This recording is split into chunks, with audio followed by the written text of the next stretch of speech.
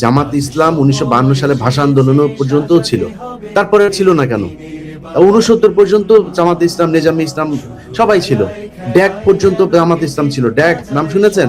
ড্যাকে পর্যন্ত এই 68 সালের তখন পর্যন্ত ছিল। হঠাৎ করে এসে তারা মোচড় দিল কেন? এটা বুঝতে হবে যে 71-এর 16 ডিসেম্বরে আমাদের কিভাবে আমাদের কাছ থেকে বিজয়টা নিয়ে নেওয়া হয়েছে, এই জিনিসগুলো হয়েছে। ভাই স্বাধীনতা, স্বাধীনতা চান? আপনি বিজয় দিবস পালন করবেন, আমি করতে চাই।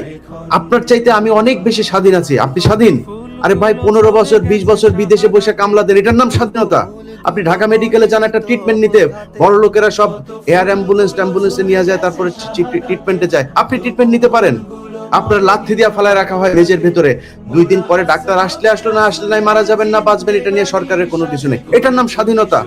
কে স্বাধীন আছেন আমারে বলেন?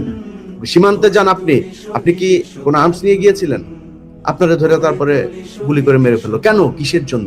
এটার নাম স্বাধীনতা বলে? এটা স্বাধীন দেশ? কোন স্বাধীন দেশের পৃথিবীর ইতিহাসে কোথাও কোন দেশে এইভাবে সীমান্তে গুলি করে মারে পৃথিবীর কোন দেশ দেখাইতে পারবেন আপনি?